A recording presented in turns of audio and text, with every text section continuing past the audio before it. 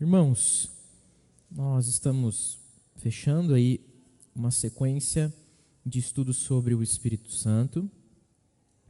O pastor Patrick já está introduzindo um novo tema também, mas eu queria ainda falar sobre um último aspecto.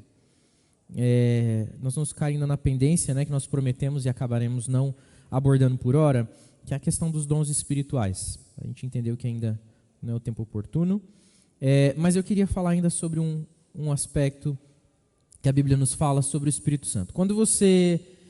Quero perguntar para vocês, fiquem à vontade para participar. Eu não sei se o microfone tá fácil por aí. Está aqui, está aqui na frente, Você consegue me ajudar com isso, Bernardo, por favor? Não sei se vai poder ficar aqui dentro. Vai? Quando a gente fala do Espírito Santo, eu queria que você fizesse um exercício aí. Quais são sinônimos, sinônimos que você lembra pelos quais o Espírito Santo é chamado? O que vem à sua mente aí? Fique à vontade. Consolador, Reinaldo falou. O que mais?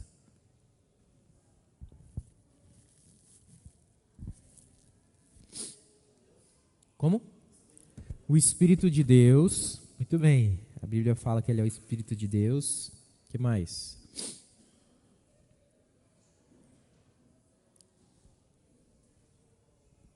Só o Espírito Santo que a Bíblia chama ele? A gente já viu que chama de Consolador, Espírito de Deus. O que mais? O Espírito da Verdade. Inclusive está muito próximo do texto que a gente leu ali em João, Se eu não me engano, João 15 ou 16 fala que ele é o Espírito da Verdade. O que mais?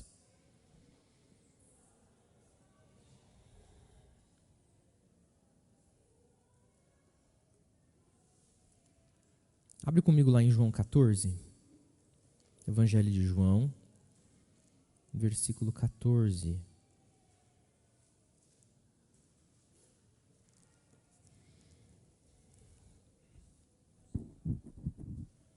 Para mim, um dos nomes que mais me vem à mente foi o mesmo que veio ali para o Reinaldo, que é o que justamente fala o texto de João 14. E o primeiro que geralmente me vem quando fala do Espírito Santo é que ele é o Consolador. E porque o próprio Jesus falou que ele é esse Consolador, Nós lemos antes ali João 16, mas agora eu convido você a ler comigo João 14, os versículos 15 a 27. Eu vou ler e eu peço que você preste bastante atenção ao que diz esse texto. Se vocês me amam, Jesus que está falando com seus discípulos, e ele diz assim, se vocês me amam, guardarão os meus mandamentos. E eu pedirei ao Pai, e ele lhes dará outro Consolador, a fim de que esteja com vocês para sempre. É o Espírito da Verdade que o mundo não pode receber, porque não o vê, nem o conhece. Está aqui, o Espírito da Verdade. Vocês o conhecem, porque ele habita com vocês e estará em vocês. Não deixarei que fiquem órfãos, voltarei para junto de vocês. Mais um pouco, e o mundo não me verá mais. Vocês, no entanto, me verão. Porque eu vivo, vocês também viverão. Naquele dia vocês saberão que eu estou em meu Pai, que vocês estão em mim e que eu estou em vocês. Aquele que tem os meus mandamentos e o guarda, esse é o que me ama. E aquele que me ama será amado por meu Pai. E eu também o amarei e me manifestarei a ele. Então Judas, não Iscariotes, disse a Jesus: por que razão o Senhor se manifestará a nós e não ao mundo? Jesus respondeu: se alguém me ama, guardará a minha palavra, e o meu Pai o amará, e viremos para ele e faremos nele morada. Quem não me ama, não guarda as minhas palavras, e a palavra que vocês estão ouvindo não é minha, mas do Pai que me enviou. Tendo dito isso, enquanto ainda estou com vocês, tenho dito isso enquanto ainda estou com vocês, mas o Consolador, o Espírito Santo, que o Pai enviará em meu nome, esse ensinará a vocês todas as coisas e fará com que se lembrem de tudo o que eu lhes disser. Deixo vocês com a paz, a minha paz lhes dou. Não lhes dou a paz como o mundo a dá. Que o coração de vocês não fique angustiado nem com medo. Vocês ouviram o que eu disse. Vou e volto junto de vocês. Se vocês me amassem, ficariam alegres com a minha ida para o meu Pai, porque o Pai é maior do que eu. Eu vou ler até aqui. Jesus Cristo aqui então está explicando para os discípulos que ele vai que ele está partindo, está chegando o tempo dele partir. Ele está prenunciando a sua morte e também a sua ressurreição e, por fim, a sua ascensão, a sua ida aos céus. Mas ele fala que não vai deixar o seu povo sozinho e ele vai deixar um consolador. Ele vai deixar um consolador. Mas eu acho interessante porque ele não fala, eu vou deixar um. Ele fala, eu vou deixar outro consolador. Quem que era o primeiro consolador? Se ele vai deixar outro, quem que estava antes do Espírito Santo? O próprio Jesus. O próprio Jesus é o consolador que está no meio do povo. E enquanto ele está ali no meio, não carece de outra presença que faça essa função. Jesus faz ela perfeitamente. Então, na administração da Trindade, né, o Pai, o Filho e o Espírito Santo, eles entendem que naquele momento Cristo deve partir, mas o povo não deve ficar sozinho. Os filhos de Deus não ficam sozinhos. Eles recebem outro consolador, que é o Espírito de Deus, o Espírito da verdade, e que é aquele que firma a palavra nos corações. Ele fala isso. Judas pergunta para ele, né? Não Judas Iscariotes, mas o outro Judas pergunta, mas por que o Senhor fala conosco e não fala com o mundo? Se manifesta a nós e não ao mundo. E ele diz, porque só aqueles que estão comigo guardam os meus mandamentos. Porque só aqueles que estão comigo recebem do Espírito Santo e são capazes de me amar. Porque quem me ama, guarda os meus mandamentos. E assim o Pai ama estes que me amam também. Eu quero falar um pouquinho sobre essa perspectiva do Espírito Santo enquanto Consolador. E eu quero ouvir de vocês, o que você entende quando você lê o Espírito Santo é Consolador? Qual que é o seu entendimento sobre isso? Fiquem à vontade. Podem falar que o microfone vai chegar aí para você. O que é o Espírito Santo Consolador? O que quer dizer isso? Aqui, Reinaldo, falar. Irmão João Teodoro quer falar? Não? Fica à vontade. Bom dia. Bom dia. Então, eu entendo que consolador tem outras palavras na Bíblia, outros textos que dizem que no mundo tereis aflições, mas tende bom ânimo, eu venci o mundo. Então, fazendo um paralelo com isso, a gente entende que todos os dias, quando a gente acorda, começa uma nova dificuldade na vida do crente. É assim. A gente luta todo dia contra o mundo, contra nós mesmos. Às vezes o nosso maior inimigo é nós mesmos, né? A nossa vontade, os nossos erros, nossos defeitos, nossos pecados. Então nós lutamos todo dia contra nós mesmos e contra o mundo também, né? Que nos assedia o tempo todo. Uhum. Então a Bíblia diz, né, que o Consolador está aí para quando você tiver dificuldade você lembrar que você não está sozinho. Então, o Consolador que eu entendo é nesse sentido, é de saber que você tem dificuldade, mas você tem um ajudador, você tem alguém que vai te consolar nos momentos mais difíceis, melhor do que qualquer outra pessoa poderia fazer. Né? Muito bom. O que mais? Pensa em que circunstâncias a gente precisa de consolo, que alguém nos console. Então, como que o Espírito Santo é o nosso Consolador? Acho que tem mais coisas que a gente pode falar aí sobre isso.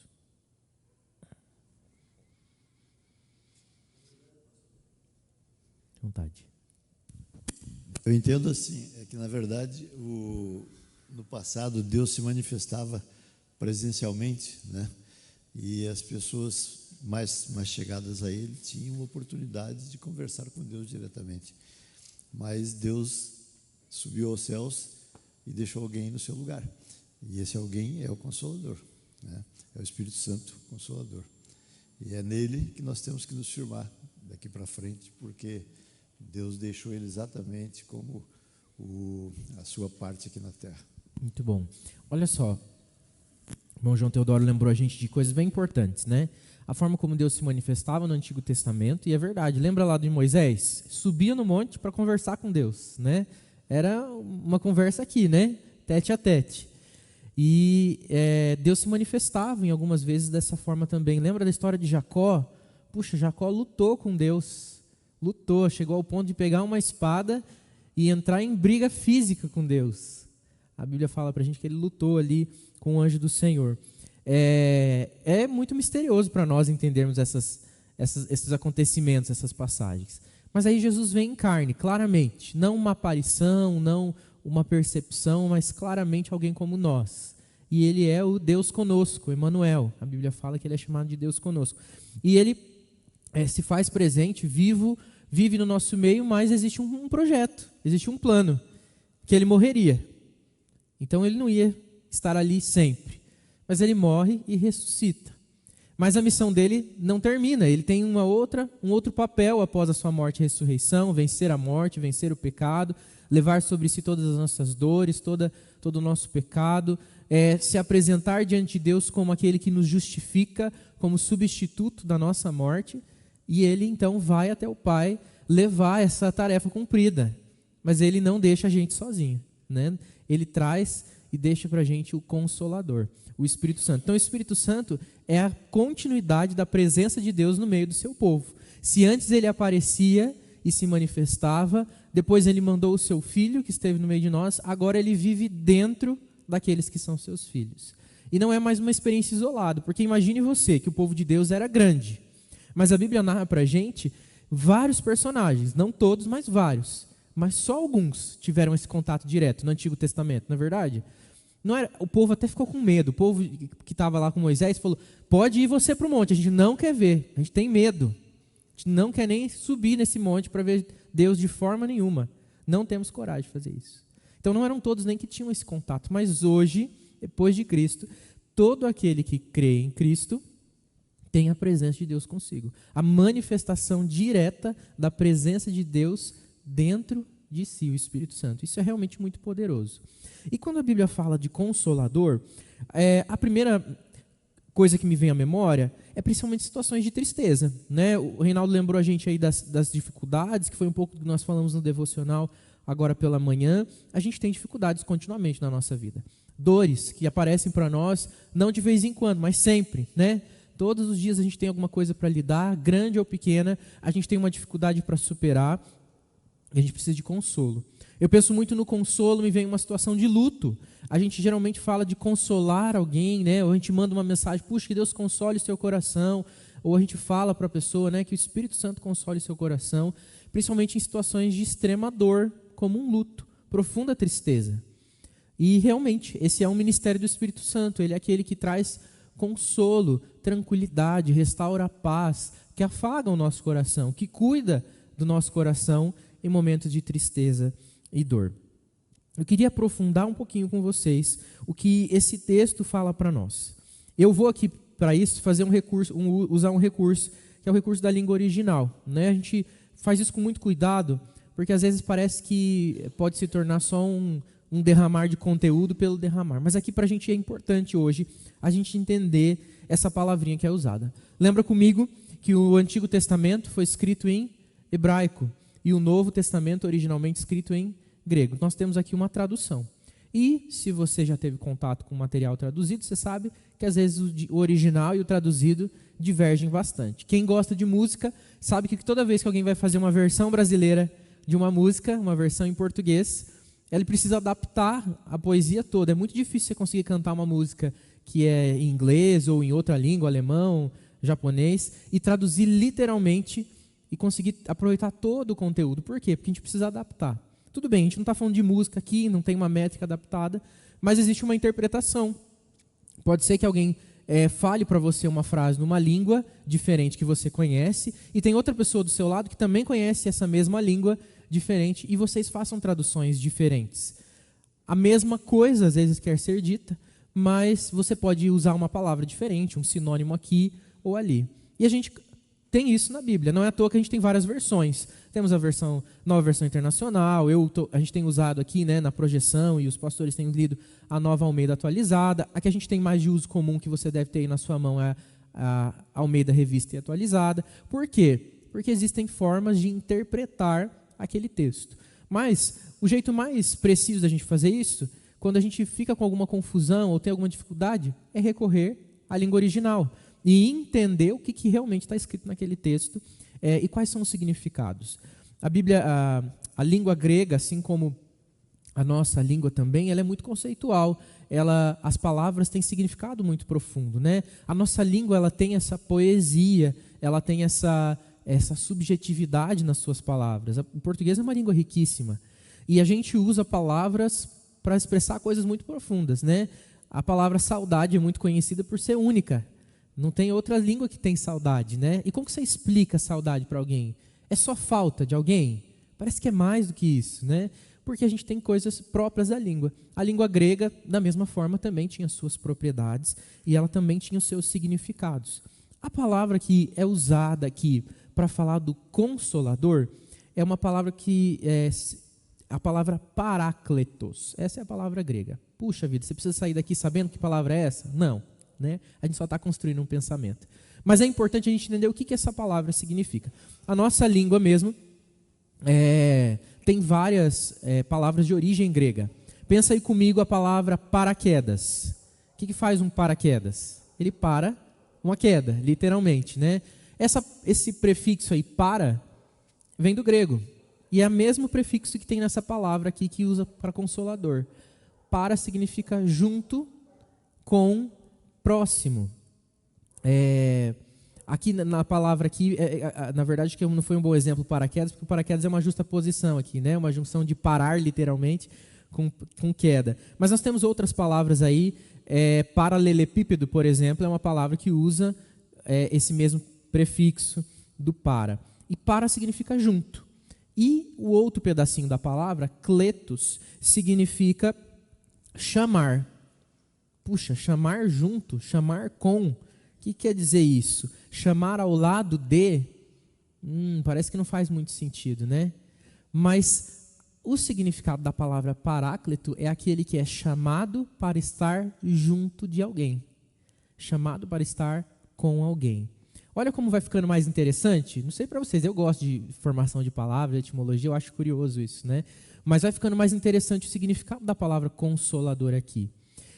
A palavra consolador, então, o termo que Jesus usa para personificar, para explicar o seu próprio caráter como consolador, mas também do outro consolador, Espírito Santo, é alguém que foi chamado para estar junto de outro.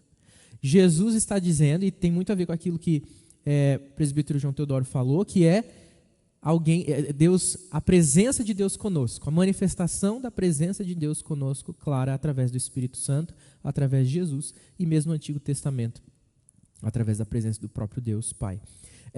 A gente vê então aqui que Jesus fala que o Espírito Santo é alguém que foi chamado para estar ao nosso lado, junto de nós. Mas existe algo curioso. A gente associa a palavra consolador muito a conforto, a confortar, a tranquilizar, a cuidar. E como eu disse, esse é de fato um ministério do Espírito Santo.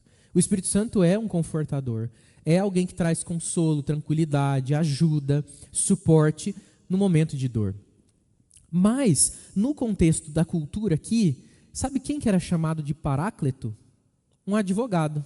Puxa vida, o que tem a ver, né? Uma coisa com a outra. É porque existia um tipo específico de advogado na cultura daquela época, que era um advogado de família. E ele estava sempre à disposição de uma determinada família. Todas as vezes que a família tinha uma causa jurídica que ela precisava resolver, ela não recorria a um advogado, mas àquele específico, o paráclito da família, o advogado que acompanhava, estava sempre junto da família. Então ele nunca deixava aquela família, se tornava como se fosse um funcionário fixo daquela família para assuntos jurídicos. Claro que isso deveria acontecer principalmente em famílias mais abastadas, ricas, né? Que tinham o seu advogado pessoal. Mas a ideia aqui era alguém que estava sempre junto, defendendo as suas causas permanentemente. Não variava. Ele sempre estava do seu lado, do lado da sua família, para defender as suas causas. Você consegue perceber, então, como a perspectiva de consolo aqui mudou um pouco? Mudou, né? Aqui o consolador não é alguém que simplesmente traz conforto, mas é alguém que está sempre junto, batalhando pelas suas causas a seu favor.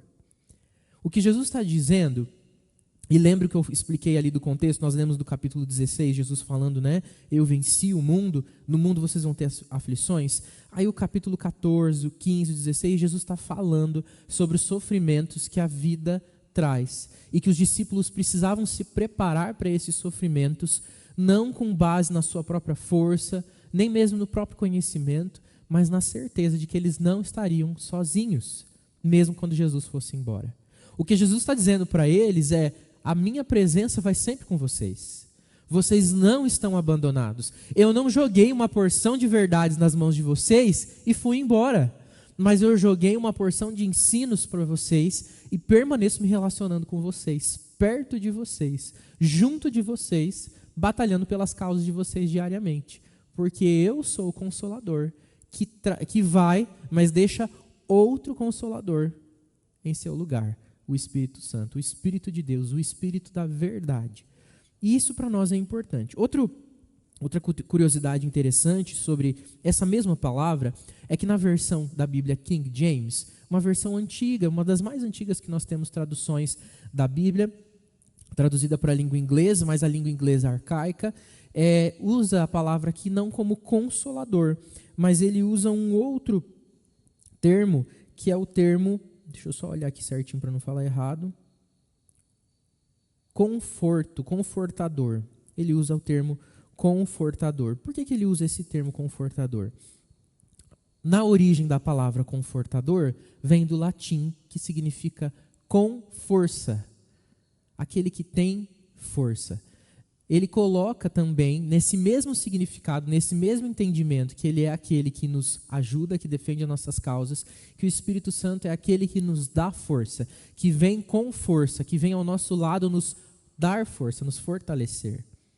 Então, o consolo do Espírito Santo, ele ultrapassa uma sensação de tranquilidade, mas é justamente alguém que se põe entre nós e o tiro que vem na nossa direção nos atacar. É aquele que se faz de trincheira, de refúgio, de muralha de segurança, de torre de vigia em meio às nossas dificuldades diárias, porque ele está sempre conosco em todas as situações. Isso é de uma riqueza maravilhosa, saber que o nosso Deus deixa para nós um consolador que nos concede força, que nos concede defesa, que nos concede proteção. A Bíblia fala de Deus como refúgio e é muito precioso. O pastor Tiago uma vez falou isso e me marcou muito o fato de que Deus ele não dá refúgio, mas ele é refúgio. Qual que é a diferença disso? É que ele não faz um muro, ele é o muro. Ele não dá para a gente um escudo na nossa mão, ele é o próprio escudo. Ele é aquele que toma as dores no nosso lugar. E não foi isso que Jesus fez por nós? A morte que era garantida para mim e para você, Jesus toma o nosso lugar e sofre todas as dores da condenação pelo nosso pecado em nosso lugar. Ele não dá para nós a proteção, ele é a nossa proteção. Jesus não dá para nós o consolo, ele é o nosso consolo. O Espírito Santo não só nos concede força, mas ele é a nossa própria força. A verdade que o Espírito está conosco todos os dias é a nossa fortaleza, é a nossa própria fortaleza, é aquilo que nos dá conforto, consolo, condições de lutar.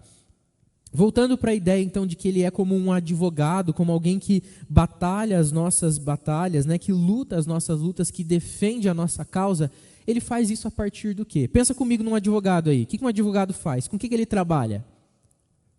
Com o que o advogado trabalha? Com defesa. A partir do quê? Da cabeça dele? Da vontade dele? Como? Do que o que a gente pede, aquilo que a gente demanda. Mas qual que é o parâmetro que ele usa para defender a gente? As leis. Se cada advogado resolver fazer a sua argumentação baseado na sua vontade, vira uma bagunça, não é verdade?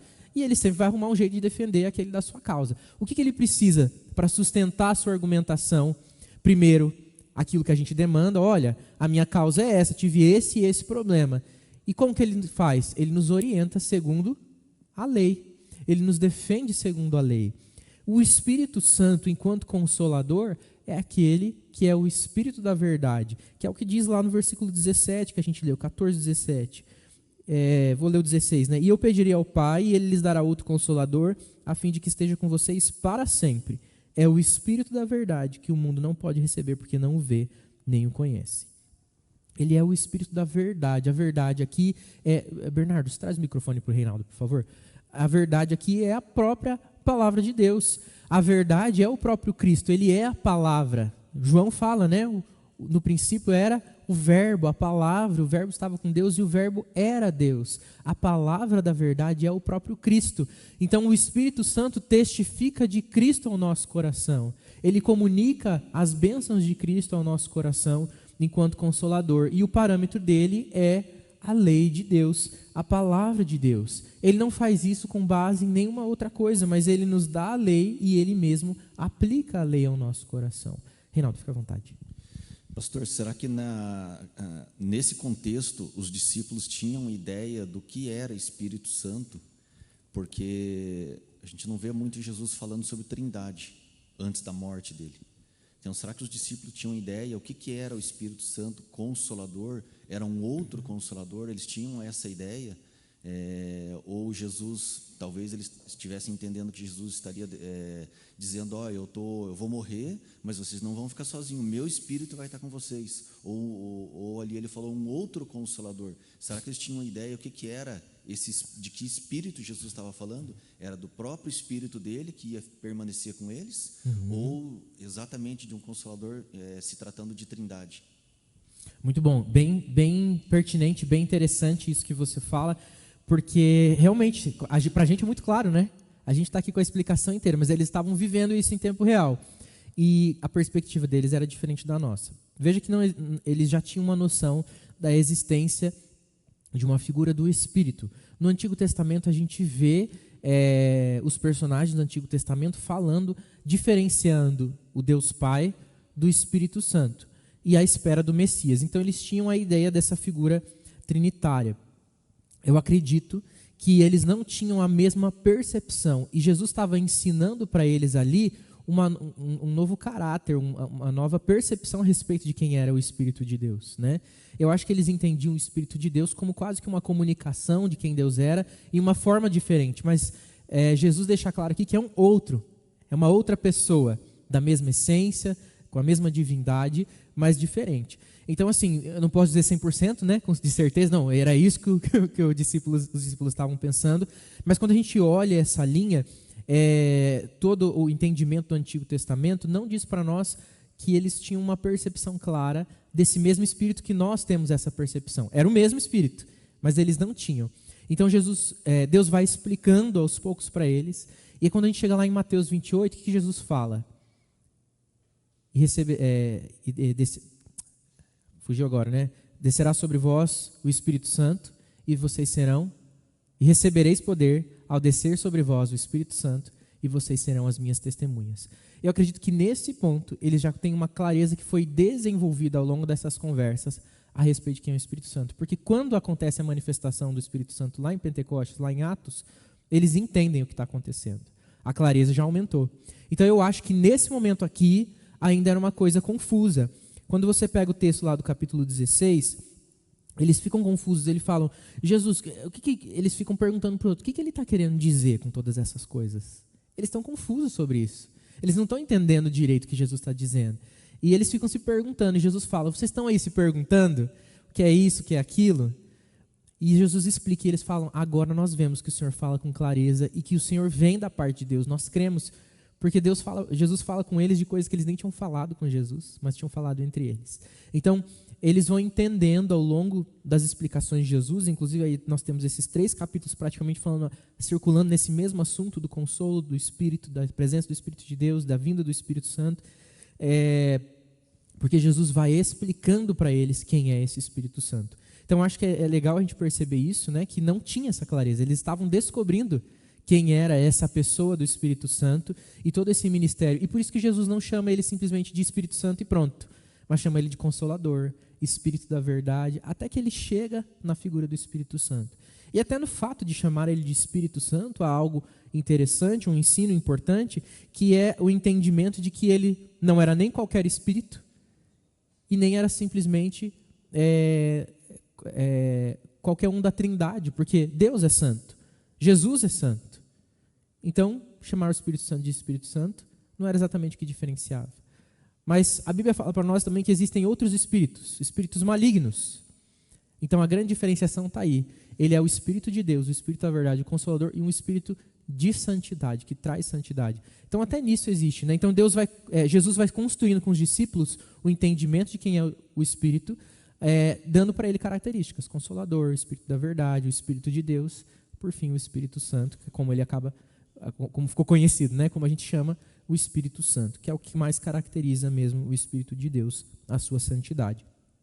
Então, não sei se eu consegui esclarecer bem a tua pergunta, né? Mas eu acredito que eles não tinham essa concepção e eles foram descobrindo. Jesus foi ensinando a eles quem era esse Espírito Santo. E a gente vê que é uma necessidade nossa. Mesmo hoje, com toda a palavra aqui, a gente está sempre descobrindo. A gente precisa sempre ler e voltar. E, puxa vida, quantas coisas tem para saber e entender sobre o Espírito Santo. E quantas coisas a gente ainda não compreende por completo a respeito do Espírito, né? Da manifestação do Espírito Santo. Muito bem. Só retomar aqui.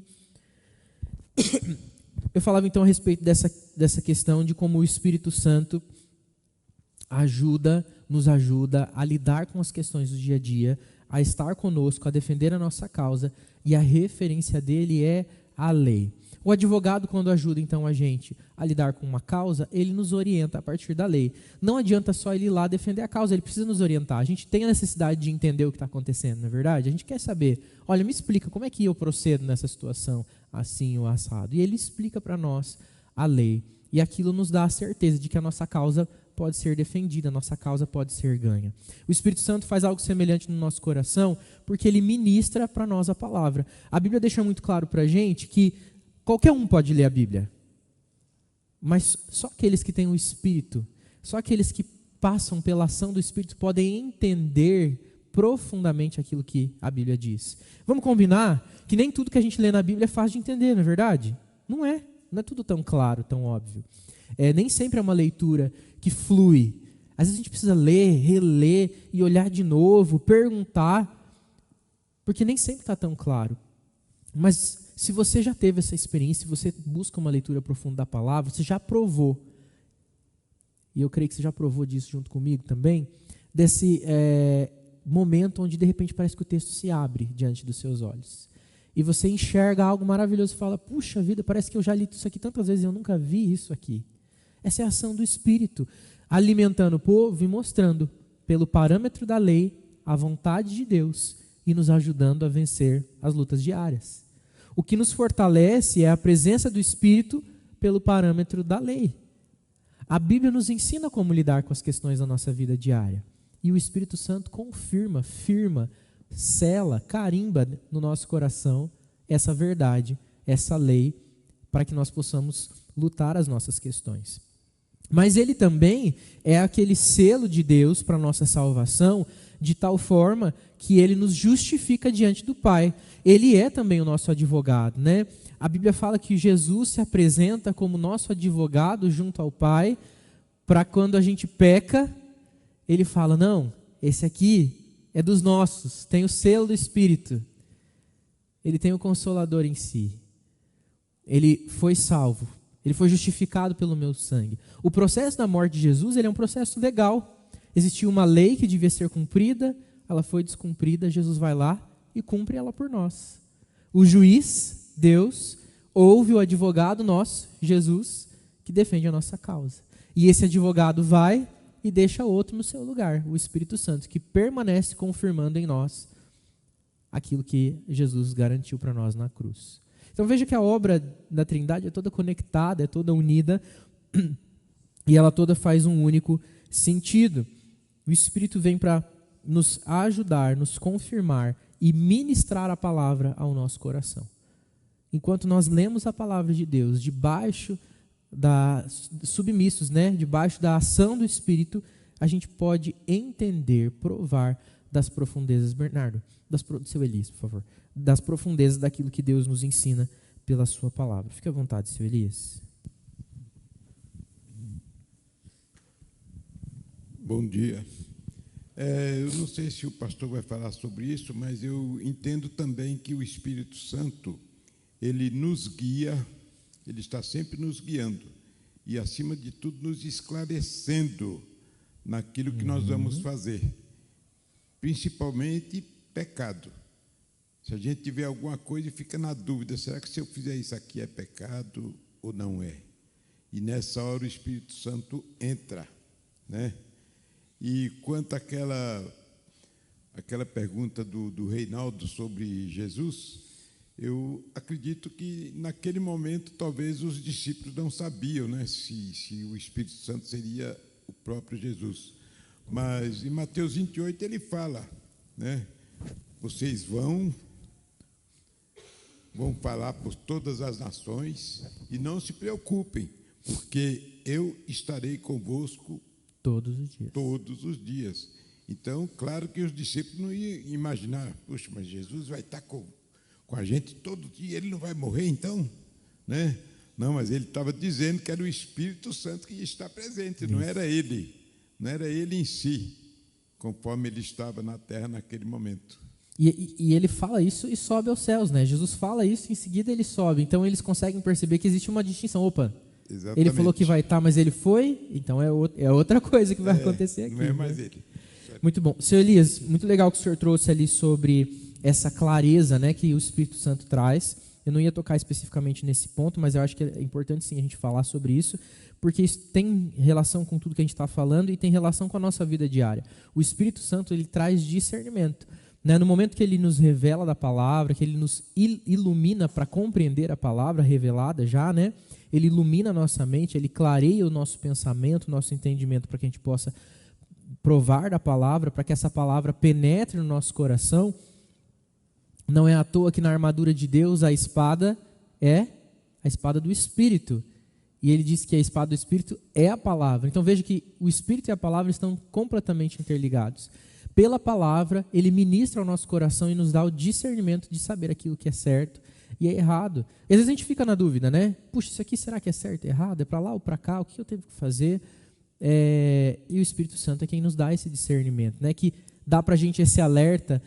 A minha mãe falava isso para a gente quando era criança, que o Espírito Santo é aquele que dá o alerta do que a gente está fazendo é certo ou errado, né? E eu imaginava uma sirenezinha assim, vermelha, tocando na cabeça da gente, né?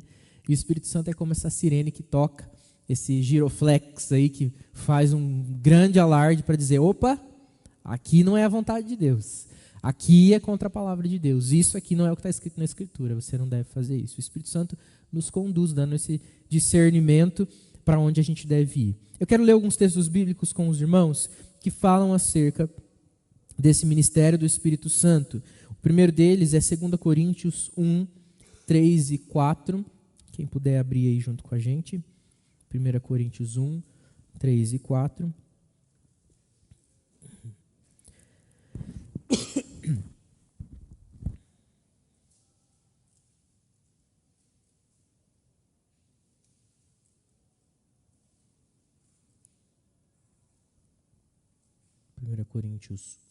Eu falei primeiro, é 2 Coríntios 1, 3 e 4, desculpe.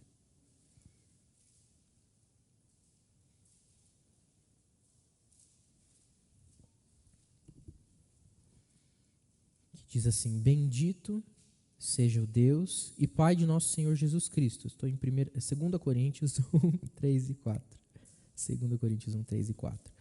Bendito seja o Deus e Pai de nosso Senhor Jesus Cristo, o Pai das misericórdias e o Deus de toda a consolação, que nos consola em toda a nossa tribulação, para que também possamos consolar os que estiverem em alguma tribulação, com a consolação com que nós mesmos somos consolados de Deus. Olha quanta consolação aqui nesses versículos, né? Então ele fala que nós somos consolados, Deus é o Deus da consolação, e Ele nos consola, e o objetivo dele nos consolar é para que nós possamos consolar outros. Vamos lembrar que essa palavra consolo está ligado com estar junto de, defender a causa, aquele que é chamado para estar perto. Nós recebemos a presença do Espírito e somos chamados a viver debaixo dessa presença do Espírito, junto de Deus. E somos convidados que com essa consolação, consolarmos outras pessoas, ou seja, ministrarmos sobre a vida dos outros a palavra da verdade, para que o Espírito possa trabalhar naquela vida também e levar o consolo da salvação. É mais profundo do que simplesmente levar uma palavra de conforto, porque se nós entendemos que o consolo de Deus tem a ver com a palavra de Deus, porque é a presença do Espírito em nós, Então ele está falando aqui que ao consolarmos uns aos outros, a gente não só fala, vai dar tudo certo, mas a gente fala, vai dar tudo certo, porque Cristo Jesus venceu todas as dificuldades por nós. Vai ficar tudo bem, o seu coração vai estar em paz, porque o Espírito de Deus traz paz. Você pode superar essa tristeza, não porque vai ficar tudo bem, porque o tempo cura, mas porque Deus é a cura para todas as nossas dores. Ele levou sobre si todas as nossas enfermidades e dores. É levar a palavra da verdade ao consolarmos uns aos outros. E não só levarmos uma palavra positiva. Às vezes a gente acha que está exercendo o ministério da consolação, abençoando a vida das pessoas, só levando boas palavras. A gente precisa levar a palavra excelente, que é a palavra da verdade, que o Espírito da verdade traz para nós. Então, com a mesma consolação que nós somos consolados, ou seja, com a palavra, nós devemos consolar uns aos outros em toda a tribulação, para que eles possam provar do consolo de Deus. Versículo de João 14, 26, que é ainda ali no capítulo que nós lemos, né? Mas aquele consolador, aqui é o mesmo texto, eu não vou repetir ele. João 15, 26. Lê comigo João 15, 26. Voltando lá no Evangelho de João.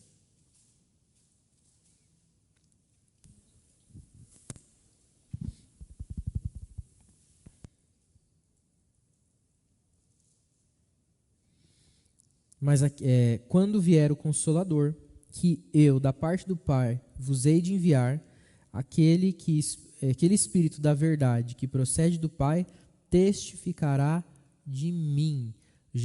O Espírito Santo consola o nosso coração, ministra consolo ao nosso coração, testificando de Jesus Cristo. A obra do Espírito Santo, ela suplementa, ela faz parte da obra de Cristo. Cristo como o primeiro consolador, que veio para nos fortalecer na sua morte expiatória, e agora o Espírito Santo é que dá para a gente essa capacitação, para a gente viver a vida que Cristo nos chamou a viver. Então o Espírito Santo, o Espírito verdadeiro, é aquele que testifica de Jesus Cristo, que fala para nós, dá testemunho de Jesus, que nos lembra das coisas de Jesus. Esse é o Espírito Santo. Eu acho que quando Cristo vai explicando essas coisas, eles vão percebendo, puxa, mas se esse Espírito, esse Consolador fala de Jesus, então ele não é o próprio Jesus, né? Acho que é aí que vai construindo, Reinaldo, essa percepção que você trouxe aí, né? Será que eles realmente percebiam? Acho que eles foram percebendo e foram entendendo ao longo do tempo.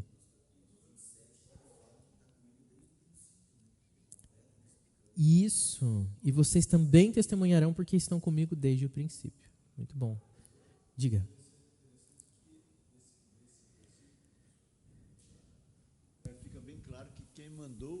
Quem mandou o Consolador foi o próprio Cristo. O próprio Cristo. Né? Porque ele diz claramente que eu vos enviarei. Né? É interessante isso. Não vem disperso, não vem do nada, né? Mas vem do próprio Cristo. Vem como um embaixador mesmo de Cristo, né? Representando o próprio Cristo. João 16, vamos lá no capítulo da frente ali, João 16, versículos 4 a 15. A gente vai ler uma porção um pouquinho maior. Ele diz assim, mas eu estou falando essas coisas para que, quando chegar a hora, vocês se lembrem que eu já tinha dito isso para vocês.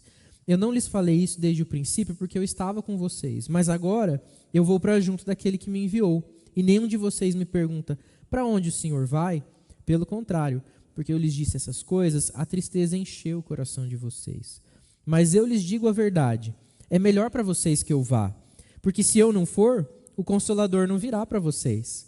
Mas se eu for, eu o enviarei a vocês. Olha aí, irmão, dizendo de novo o texto, né? Eu enviarei a vocês. Quando ele vier, convencerá o mundo do pecado, da justiça e do juízo. Do pecado, porque eles não creem em mim. Da justiça, porque eu vou para o juízo. Desculpa, porque eu vou para o Pai e vocês não me verão mais. E do juízo, porque o príncipe deste mundo já está julgado. Tenho ainda muito para lhes dizer, mas vocês agora não podem suportar. Porém, quando vier o Espírito da verdade, ele os guiará em toda a verdade. Olha o que o senhor Elias falou, né? Ele não falará por si mesmo, mas dirá tudo o que ouvir e anunciará a vocês as coisas que estão para acontecer.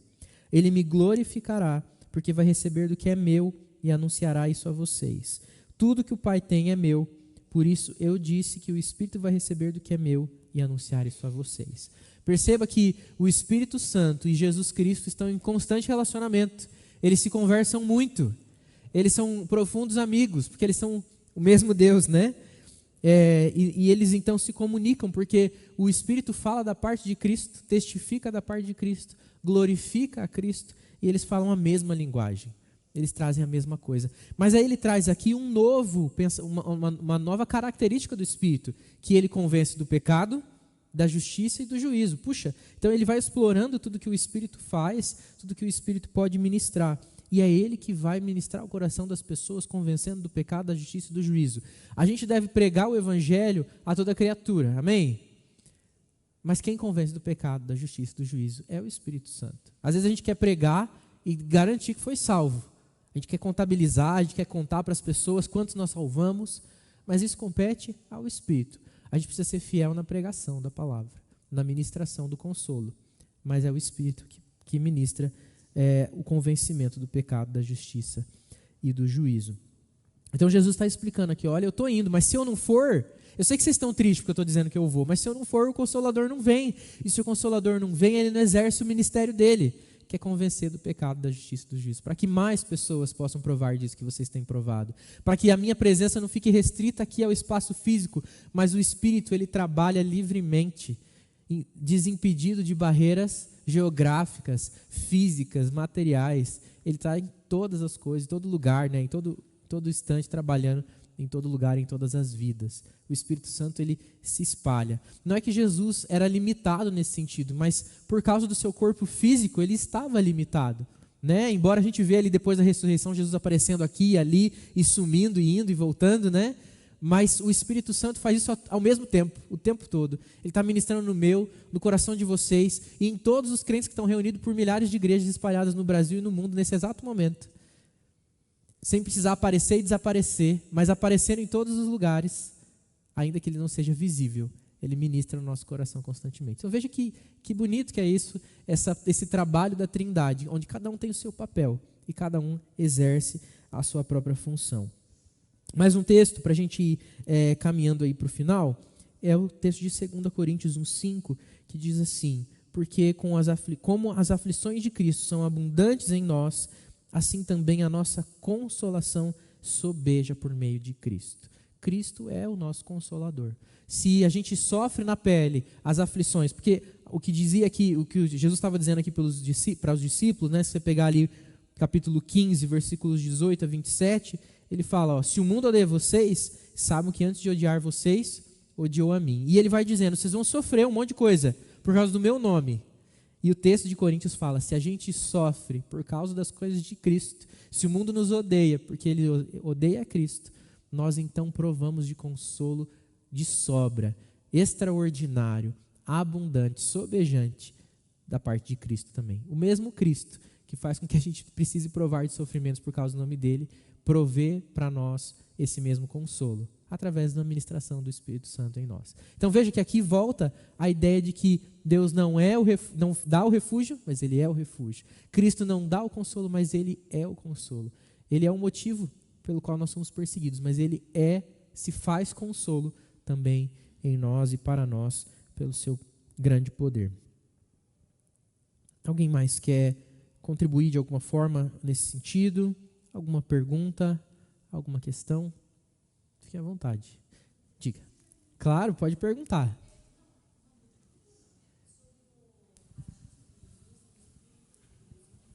Muito bom. É o Espírito Santo, isso. Então, quando a gente vê lá em Lucas, vamos abrir lá em Lucas, se não me falha a memória, Lucas 4.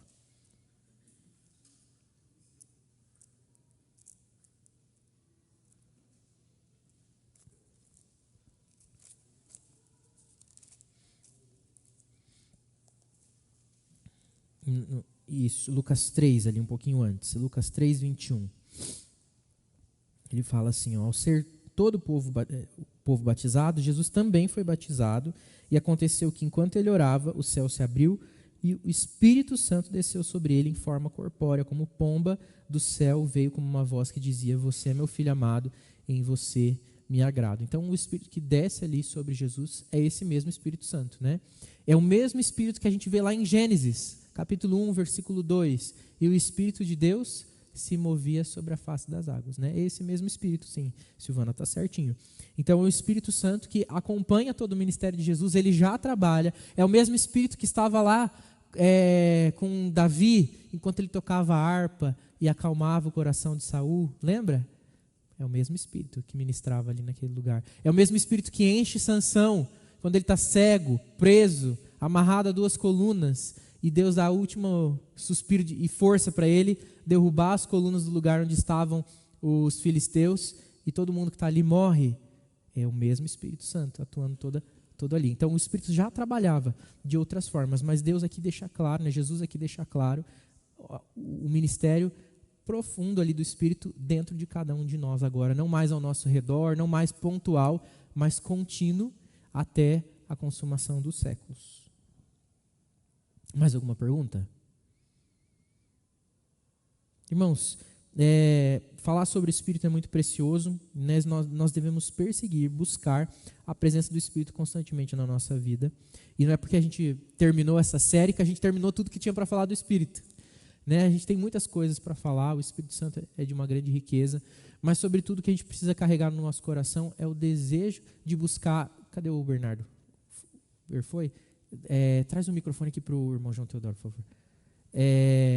Buscar a presença do Espírito Santo nas nossas vidas, para que nós possamos viver das profundidades que Deus tem para nos oferecer pelo Espírito, o verdadeiro consolo. Diga, pastor, só uma curiosidade, talvez favor, ajude a gente a ficar mais sábio sobre isso, né? É interessante que nesse versículo que nós acabamos de ler, quando Jesus foi batizado, ele recebeu a presença do Espírito Santo, né? E a voz de Deus se manifestando, dizendo que és o meu filho amado, etc. e tal. Mas nós sabemos também que o Espírito Santo se manifestou para os apóstolos no Pentecostes, né? Que é o 50º dia depois da ressurreição de Jesus, não é isso? Isso. E como foi que aconteceu essa manifestação lá no dia de Pentecostes? Vamos lá, Atos, capítulo 2.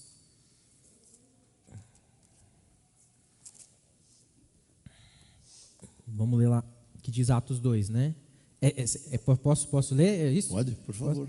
Ao cumprir-se o dia de Pentecostes, estavam todos reunidos no mesmo lugar. De repente veio do céu um som, como de um vento impetuoso, e encheu toda a casa onde estavam sentados. E apareceram distribuídas entre eles línguas como de fogo, as quais pousaram sobre cada um deles. Todos ficaram cheios do Espírito Santo e começaram a falar em outras línguas, segundo o Espírito lhes concedia que falassem. Estavam morando em Jerusalém judeus, homens piedosos, vindos de todas as nações debaixo do céu. Assim, quando se fez ouvir aquela voz, afluiu a multidão que foi tomada de perplexidade, porque cada um os ouvia falar na sua própria língua. Então, o que acontece ali nessa manifestação, né? Ali é vamos dizer assim, a descida oficial, o marco da descida do Espírito Santo sobre os crentes, né? Ali é onde manifesta o Espírito, e a partir dali todo crente passa então a provar disso. Mas esse evento, de forma muito especial ele tem um objetivo muito grande, um objetivo missionário, inclusive. O que aconteceu ali? Tinha muita gente de muitos lugares do mundo, e Deus, então, usa exatamente esse momento, precisamente esse momento, para manifestar o seu Espírito, para que os discípulos, ao pregarem, fossem ouvidos na língua dos povos. Então, tinha um lá do Egito, outro da Líbia, outro dali, daqui, dali, e cada lugar desse falava uma língua diferente. Os discípulos falavam na língua deles, mas essas pessoas ouviam os discípulos falando na sua própria língua, para que eles pudessem, então, receber da palavra e poder levar a palavra de salvação. E veja que esses homens que fala ali, estavam morando em Jerusalém, judeus vindos de todas as nações. Eles não eram inocentes, desconhecedores. Eles sabiam da existência da promessa do Messias, eles sabiam da existência da lei, dos profetas, conheciam a palavra, mas eles não sabiam que o Messias já tinha chegado. E o Espírito ministra sobre essas pessoas a chegada do Messias pela boca dos discípulos, e eles podem agora não mais viver na expectativa, mas na certeza de que ele veio e que a salvação agora é completa. Mas esse é considerado o momento da vida do Espírito Santo sobre a terra, não é? Isso. Para o nosso consolador, digamos isso, assim. Isso. Nesse momento. Como ministro de consolação na vida do crente diretamente, na né? Vida do crente. Eu vou só fazer essa observação sobre a vinda dele na terra, porque pode ser que a gente entenda que daí até então ele não tinha agido, né? Ele já agia na terra, como eu falei ali no Antigo Testamento, a gente vê várias manifestações, ele já estava agindo e trabalhando por Deus na terra. Mas a partir daquele momento é quando a gente tem o marco daquilo que Jesus fez, que daí o Espírito passa a ser habitante dentro de nós, né? Então sim, esse é o momento onde passa a acontecer isso, a manifestação do Espírito na terra dessa maneira, dentro do coração do crente, não mais em volta, com ações pontuais, mas com uma ação contínua na vida dos cristãos. Na vida dos crentes. Ok, obrigado. O próprio batismo de Jesus é uma ação pontual, exatamente. Jesus é cheio do Espírito porque ele é o próprio Deus, né? Mas aquele momento é uma ação pontual, inclusive visível, né? Da manifestação do Espírito. Diga, Nicolas. Causar um pouquinho de problema para o pastor.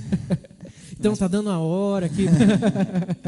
Mas é que às vezes a pessoa pode ler a Bíblia e acabar se perguntando a mesma coisa, mas talvez você conheça o termo o Pentecoste joanino. Não? Acho que não. É que após a ressurreição de Jesus, ele se encontra com os discípulos e diz lá que ele soprou o Espírito aos discípulos, né? Daí tem essa, eu já ouvi falar, né? O Pentecoste joanino, porque como que João descreve a descida do Espírito, seria logo depois, né? Da ressurreição e ao encontrar os discípulos. Deve estar ali por João 20, 21, né? Não sei. Acho que aqui é o 21. Engraçado, você sabe que eu nunca tinha ouvido esse termo, Pentecoste joanino. Nunca tinha ouvido, não. Curioso. Eu estou aqui no texto, deixa eu só localizar o versículo que fala isso, né?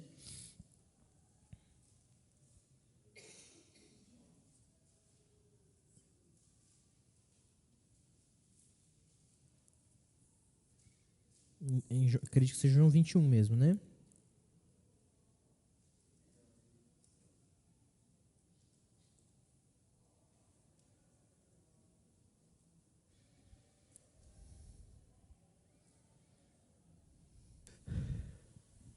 Se achar aí, pode me avisar. «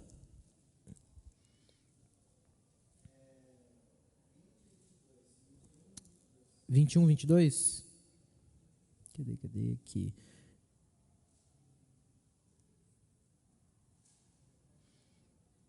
É o 20, 22 ou 21, 22? O capítulo 20. Tá. E dizendo isso, lhes mostrou as mãos e o lado, e então os discípulos se alegraram ao ver o Senhor. Jesus lhes disse outra vez, que a paz esteja com vocês, assim como o Pai enviou, eu também os envio. E havendo dito isso, soprou sobre eles e disse-lhes, recebam o Espírito Santo. Se algum de vocês perdoarem os pecados, são-lhe perdoados, mas se tiverem são os retirados. Existe sim essa situação de que os discípulos eles tiveram um papel muito específico, que é o entendimento do apostolado, né? Tem gente trazendo para si o título de apóstolo ainda até hoje, mas os apóstolos foram essas figuras aqui que Jesus chamou, andaram com ele, foram testemunhas do ministério de Cristo e tiveram um papel importante, que foi firmar a igreja primitiva, né? Trazer o nascimento da igreja de Cristo no mundo. E Deus ministra de forma muito especial sobre a vida deles. Tanto que depois, lá na frente, eles oram e o Espírito Santo vem sobre as pessoas pela imposição das mãos dos discípulos. Isso não quer dizer que a gente também faz isso dessa mesma forma, ou mesmo eu sou pastor, então eu ganhei o poder de derramar o Espírito, né?